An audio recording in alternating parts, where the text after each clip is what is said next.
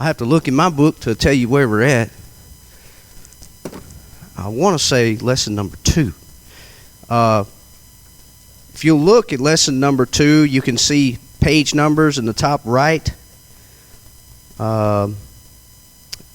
Says the Glorious Church, number 2, and then you'll see page 2. Each lesson has pages in it. Okay, so there's not overall book pages, but we can say like lesson 2, page 2.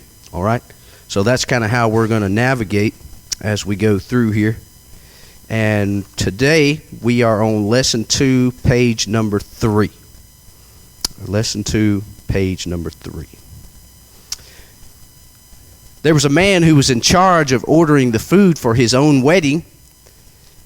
And, the bride, she said, look, I'm going to give you one task. All you have to do is this one thing for the wedding.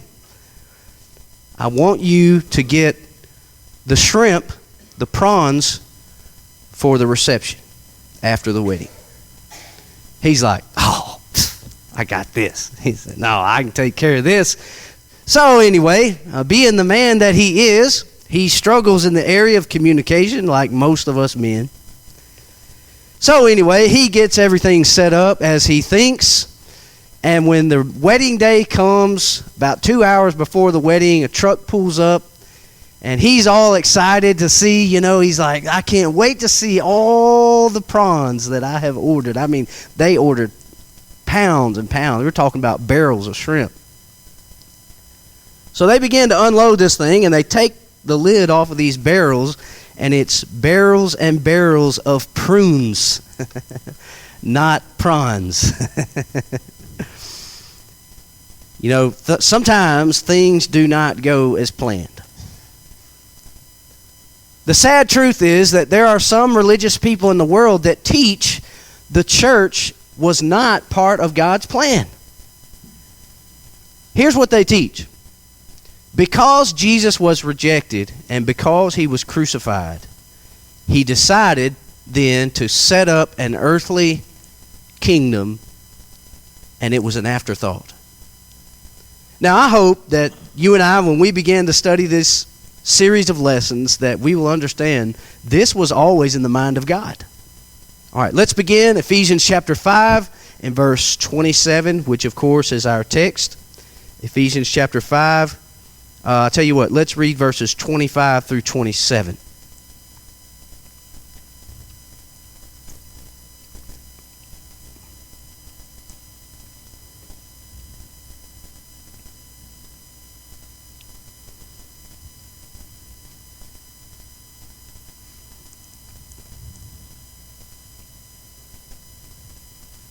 All right, will somebody read that whenever you have it?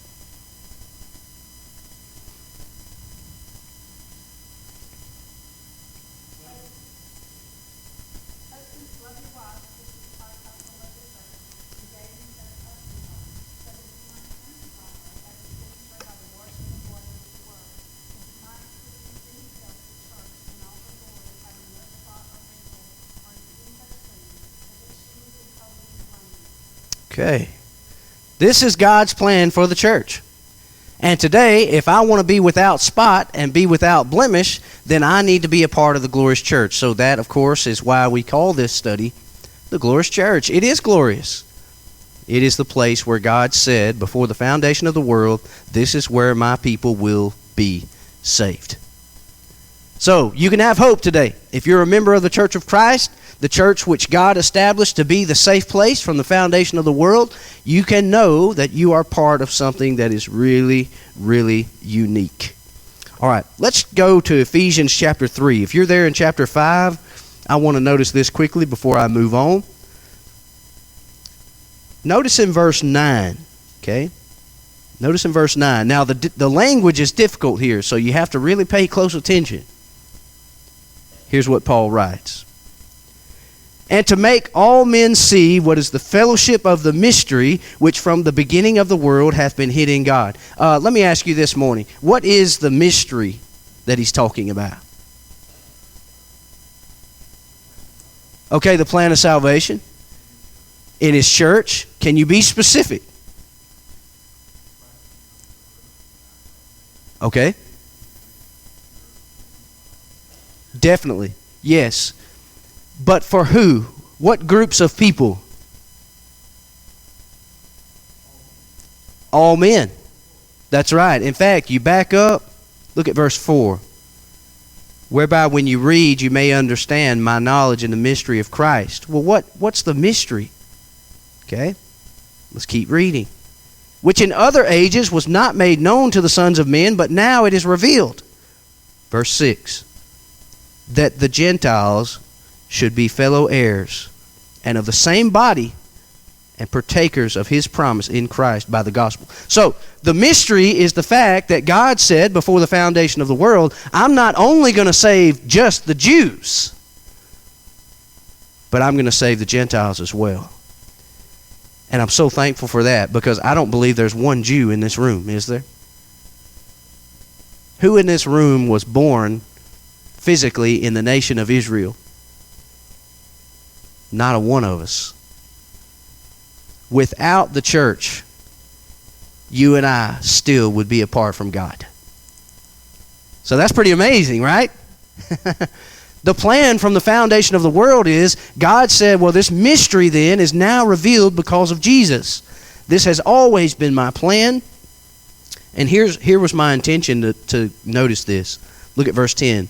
To the intent that now, okay, today, the whole purpose is so that now, the principalities and powers in heavenly places might be made known by what? The church. The manifold wisdom of God according to the eternal purpose. The eternal purpose. So today, when people teach in the religious world that the church was just an accident, it was an afterthought. We are not seeing that in the book of Ephesians. I mean, God said, no, this mystery was kept secret for a long time. I revealed it a little bit to the prophets. Now I have revealed it to everyone. So, the church is very, very glorious. All right, there were 5 things that we began to discuss in this lesson, lesson number 2. We're going to talk about the 5th and final one today. Okay? The 5th and final one, which is lesson number 2, page 3. Now, let's go back to this idea of a wedding. The church is like the bride of Christ. So let's think about something. Everybody's ready for your wedding day. I mean, we've got people come from out of town. It's this huge event. Everybody's so nervous. And, it's exciting. And all of a sudden, the bride shows up. And she looks like that. And everybody's like, what is going on? This is just weird. I've never seen anything like this before. But she acts like nothing's wrong. She's ready to walk down the aisle. She's smiling so big. The music plays and she begins to walk. Everybody's looking at her like, this is just gross.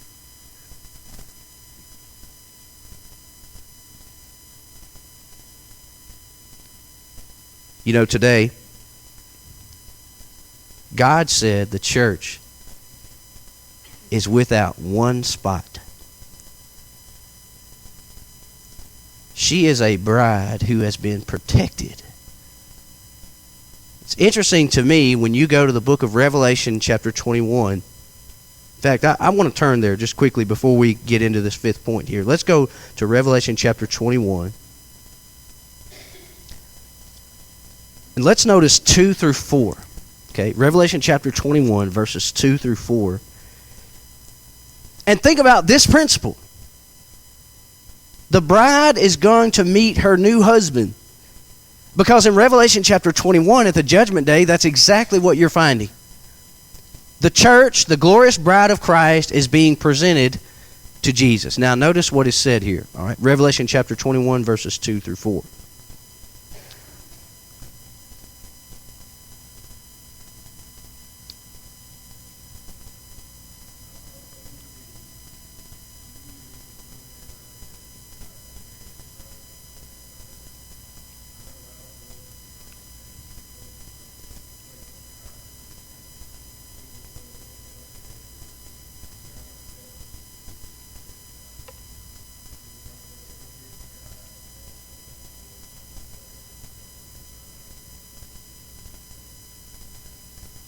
Right. This beautiful, beautiful picture of the bride meeting God. All right. Let's look at your book here. And I'm sort of going to put something difficult on you this morning. See if we can put a little puzzle piece together and see how we can figure this out. All right. Look under the letter E. It says, fifth, the church was perfected. All right. Obviously, the bride of Christ is being presented. It is a perfected thing. Look here. Notice what he says under number 3 there. The letter E, number 3. He said, the kingdom or the church was established just 53 days after the death of Jesus, which was the purchase price for it. How do we know that the church began 53 days after the resurrection? That's a tough question, isn't it? Okay, you mentioned, yes. On what day? The day of Pentecost. In Acts chapter 2, when the church began, it says, when the day of Pentecost was fully come.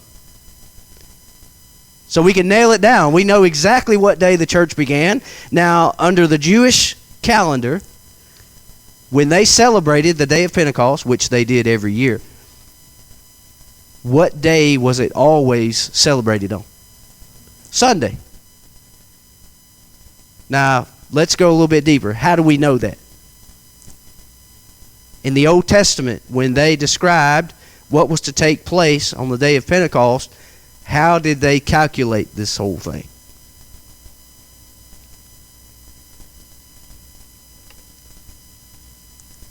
I'll give you a hint. What does Pentecost mean? 50 days. Now, Jesus was crucified during what feast? The Passover. You know, there's a lot of connections with that, isn't there? What was also slain during a Passover feast? A lamb, right?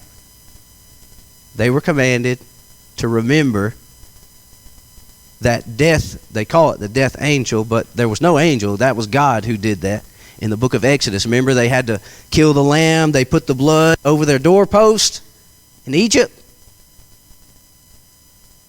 Jesus was killed during the Passover feast. So the Feast of Pentecost would come 50 days after the Passover. You calculate in the death, burial, and resurrection, guess how many days you have? 53 days. 53 days since Jesus was crucified. Okay? So, that's kind of the idea of how we know exactly the time frame, how that happens. All right. Let's keep reading. Look at number 4. Let us now see that the house Isaiah saw and the kingdom seen by Daniel was the church that Jesus built. Now, there's a lot of details. I'm going to notice them more in a faster manner, just because we could spend our entire class period on these 2 prophecies, which we did Wednesday night. Okay, so we've discussed most of this in detail already, so I'm not going to do that right now at this time, but I will back up. Okay, there is the prophecy in Isaiah and in Daniel, and what I want us to do is go to Acts chapter 2 just for a minute. All right, so we're going to sort of conclude this lesson part. The church was perfected just like the prophets said it would happen, and then we'll move on to lesson number 3. All right, so what I'm going to do is I'm going to point out some things here in Isaiah chapter 2 and in Daniel 2 about the church that these men prophesied of long before. And then in Acts 2, we're going to see if we can find the fulfillment. Okay? Notice, it shall come to pass in the last days. Will somebody read Acts chapter 2, I believe it's verse 16.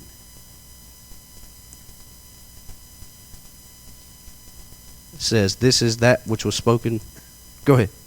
But this was what was spoken by the prophet Joel.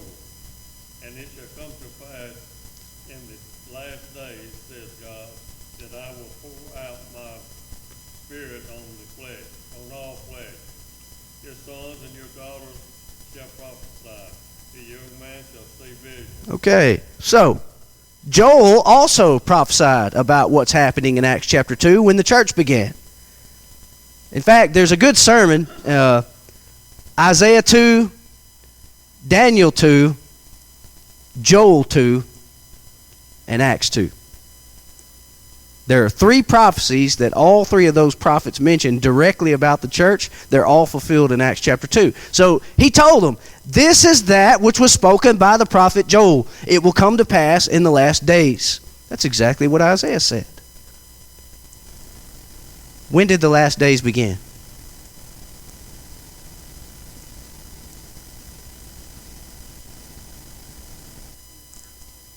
When the church was established. There will be no more days after the church age. This is the last age. Okay, you had the age of the prophets, you had the age of the time of Christ. Today you have the age of the church, and there are no more days after that. Before Christ came, they knew the end of the world is not going to come because Jesus hadn't been here yet. We can't say that today. This is the last days. And God said that's when the church will be established. So he says, the mountain of the Lord's house will be established. Notice, all nations will flow into it. Will somebody read Acts chapter 2, verses 4 and 5?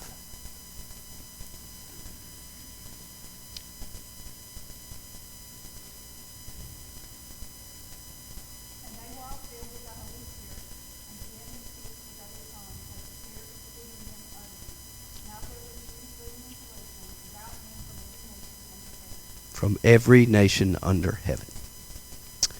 So many nations were represented there, they had to speak in other languages. The Holy Spirit gave them the ability to speak in other languages. The Bible calls it speaking in tongues. By the way, this was not some heavenly gibberish, Sometimes you see a guy preaching on television and he gets real excited and then he'll just go, he says a bunch of stuff. Well, he calls that speaking in tongues, but in Acts chapter 2, that's not what speaking in tongues was. No, the apostles were speaking to the Parthians in the Parthian tongue. They were speaking to the Romans in the Roman tongue. And they were surprised and they said, are not these men that speak Galileans? Yes, they spoke Hebrew. They're like, how in the world are they speaking all these languages? Well, God gave them the ability because all nations were represented there. Let's keep going. He said, let us go up to the mountain of the Lord, to the house of the God of Jacob. He will teach us of his ways and walk in his paths, for out of Zion shall go forth the law and the word of the Lord from where? From Jerusalem. Miss Donna just read that there were devout men at Jerusalem from every nation. So what we're finding is a direct fulfillment of these different prophecies. All right, I'm going to move on to this, and then we're going to go to number 3. Daniel chapter 2 is a very deep prophecy. It's a very rich prophecy. It's amazing the accuracy of what God said would happen in this chapter.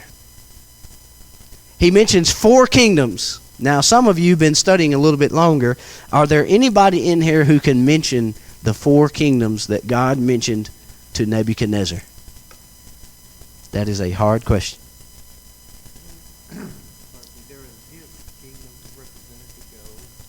Okay, which was what kingdom? Babylonian kingdom. That's the first one. All right. Okay, the Roman was the last one. We got 2 in the middle then. The Persian kingdom, right, and the Greek kingdom. Okay, interesting though, God mentions them in order before all this happened. So it's pretty amazing how this works. Nebuchadnezzar had a dream. Daniel said, not only will I tell you the interpretation of your dream, I will tell you your dream. You ever had somebody tell you what you dreamed? Something in it. Daniel said, here's what you dreamed. You dreamed of an image whose head was of fine gold. And God said, Nebuchadnezzar, that's you. But then he had breasts and arms of silver, which was the Medo-Persian Empire, which will come and destroy your kingdom. And it did. The third is of belly and thighs of brass. And this is like the Grecian kingdom that came, and Alexander the Great, he stomped all over the Medo-Persian Empire. But then you have Rome, he said, was like feet of iron and clay. He specifically said it will be partly strong and what? Partly broken. It is amazing to me, and even James Pilgrim saw this in his lesson. He mentions it. He says this, you look there under number 6, go to the next page, letter F. He said, it was during the divided Roman kingdom that Jesus sent forth his disciples to preach the coming kingdom. You see, the Roman kingdom was strong as iron, but it was partly strong and it was partly broken. People say that Rome fell. How did it fall? How was it? From within. No nation and army had to come and take Rome. You want to know why? They fell all by themselves. The accuracy of what God said would happen in these 4 kingdoms is absolutely amazing. So you come to Daniel 2:44. When he's talking about the nation of Rome, he said, in the days of these kings, the Roman kings, the God of heaven will set up a kingdom that shall never be destroyed. It will not be left to other people, he said. No army can come and take it. But it will break in pieces and consume all these kingdoms, and it will stand forever. This kingdom is absolutely perfect. It is hard for me to understand why religious people would teach that, number 1, the church is an accident, and number 2, that the church is not God's perfect plan. God prophesied of these things long before. 600-700 years before the church was even coming to existence. All right. I want to give you 2 scriptures, and I want to close this lesson. Let's go to Colossians chapter 1 and verse 13. And then I'm going to read Revelation chapter 1 and verse 9. So let's look at Colossians chapter 1, verse 13.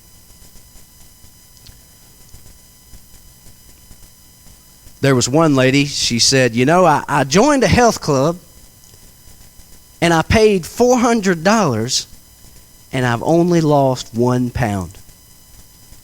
She said, unfortunately, I've learned you actually have to go to the health club. That's like one lady, she said, I really hate the way that I look. She said, I have these flabby thighs, but thankfully my belly covers my thighs. We think about today how important it is to try to exercise. But it's amazing to me that our physical body, no matter what we do, it will wear out and be gone. But Jesus' body, the body of Christ, it will never wear out. It will never be gone. It is a thing that Jesus says will be presented as a bride on the judgment day, and it will be absolutely perfect. Today after services, we're driving to Meridian to preach a funeral for a friend of mine who was a member of the church in Meridian. He died very young. He wasn't even 60 years old. And I think to myself, as frustrated as he was with his health, he won't have to worry about that anymore. He will never have to worry about his health ever again. Think about how beautiful that is. God made this plan from the foundation of the world. All right, let's look here. Colossians chapter 1 and verse 13. If somebody will read that one, I'll read Revelation 1 and verse 9.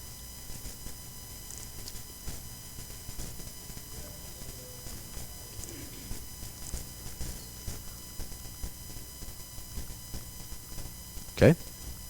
Try to find my spot here. There it is. He delivered us from the power of darkness, and he translated us into the kingdom of his dear Son. Now, you'll notice he said, in whom we have redemption through his blood, even the forgiveness of sin. So it's amazing to me. People preach about the church. They say, oh, you don't have to be a member of any church to go to heaven. They'll say, it's just a sign that points to heaven. You can be saved, and you don't have to be saved in any church. Friend, that's not what we're reading in the Bible. God said we were translated into his kingdom, which is the church. And in that kingdom is where we have the redemption through his blood. Apart from the church, I will not be presented to Jesus on the day to be his bride. Well, I think you can see it pretty clear. I wish people in the religious world would open their hearts and minds and just say, look, let's just go back to being the church of the Bible. Revelation 1 and verse 9, John said, I, John, who am also your brother, companion in tribulation, notice, and in the kingdom. You've got other religious people that are still waiting for the kingdom. They say that Jesus is going to reign in Jerusalem, literally on a throne for 1,000 years and be a literal king. Friend, he's already done that. He didn't have to sit on a throne while he was on this earth. He came and healed the blind. He rose the dead. He's sitting on a throne right now. And John said, I'm in the kingdom. That means the kingdom already exists. And we are a part of it today. All right, let's go to lesson number 3. It says, when and when not established. We sort of know most of these. I'm not going to spend a lot of time on them. I'll notice some of these just in minute detail. Like I said, as we progress into this, it gets further and further. But these first lessons are usually pretty basic. Many of you already know a lot of these different things. Okay? All right. Lesson number 3, when and when not was the church established? Anytime I see this on the building of the churches of Christ, I get excited.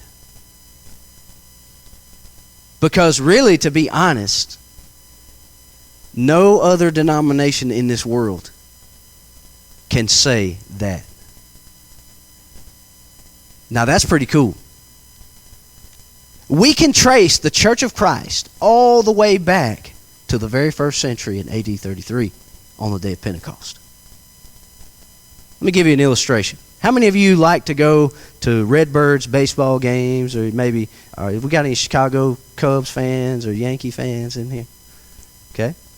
You like baseball, Mr. James? I love to go. You love baseball, huh? I don't like to watch it on TV, but I do love to watch it live, and I do love to play it. And in fact, one of my biggest regrets is I focused way too much on basketball, and I didn't focus enough on baseball. But at any rate, let's say that in the United States, when the Pilgrims and everyone came to this country, nobody knew how to play baseball, which was probably the case. And there were no rules, no handbook anywhere. So people were sort of confused as to how to play this game. And some people came from overseas and they said, hey, we want to teach you how to play baseball. But maybe they left out some of the players. Maybe they only went for 3 or 4 innings. And somebody comes and they know better. They said, no, this is not how you do it. You're not doing this correctly. In fact, I have a handbook that tells us exactly how to play this game. Let's look and see what it says. Now, if they've already been playing this game for quite some time, what do you think they're going to do? They'll say, oh, he just trying to. Why does he got to do everything by the book? You know? Why does he want to play the game correctly anyway? Well, what if baseball was what saved your soul? Thankfully, it's not baseball, it's the Bible. But it's interesting to me how you can trace this institution by the way that it operates all the way back to the first century. It's even mentioned by name in the scriptures. Romans 16:16 specifically says, the churches of Christ salute you. So here's what we're going to do today. We're going to find out when and when not it was established. I've got about 7 or 8 minutes. I don't believe we'll get through all of these, but maybe we'll get through some of them. All right. If you see under Roman numeral 2, the body of the lesson, letter A, it says the church was not established, notice, before the world began. Was it in the mind of God? Yeah. But it wasn't established until the first century in AD 33. Okay, so we're going to go through some of these and look at them. In fact, I just want to get some people to turn to these passages so we can save a little bit of time. Mr. Brad, will you go to Matthew 16:18? Mr. Tim Rogers, will you go to Genesis 3:15? Mr. James Wilburn, will you go to Genesis chapter 12, verses 1 through 3? And let's see here, who else can I pick on? Mr. Mark Martindale, would you please go to Isaiah chapter 2, verses 2 through 4? All right, and I'll notice the others. Genesis 12, 1 through 3. All right. Okay.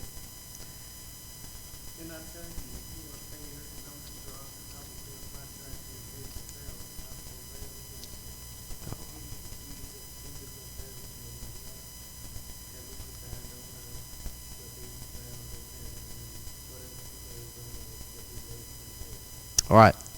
There are two keys that I want to notice in this passage. The first one is Jesus said, I will build it, which means it hadn't happened yet.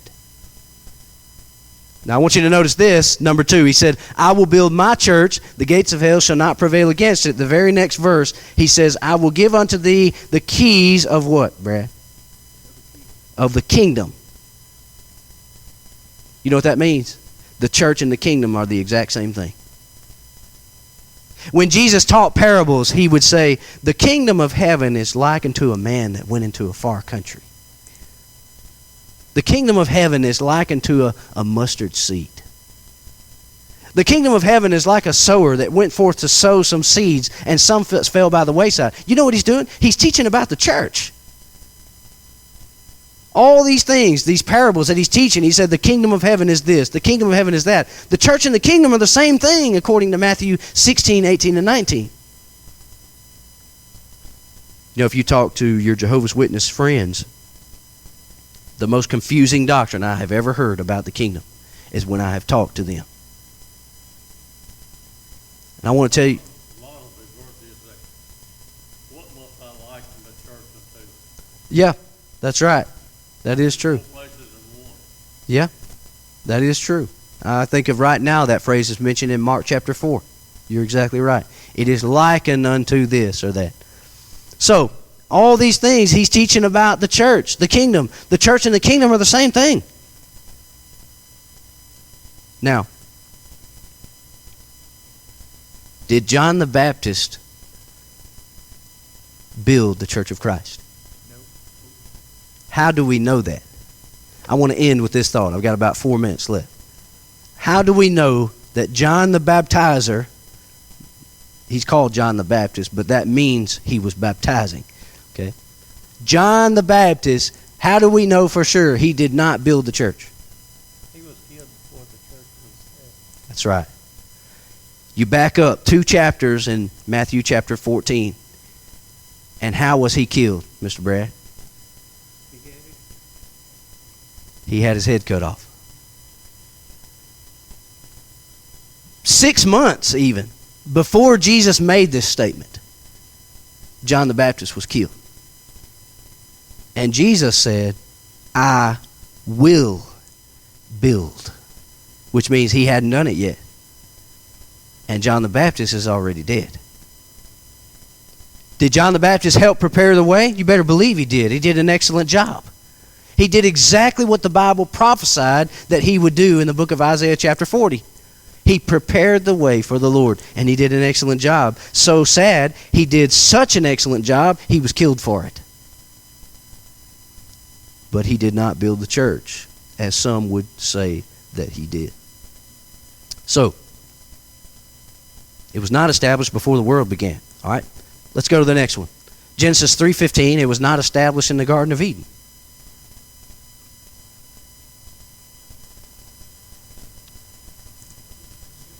3:15.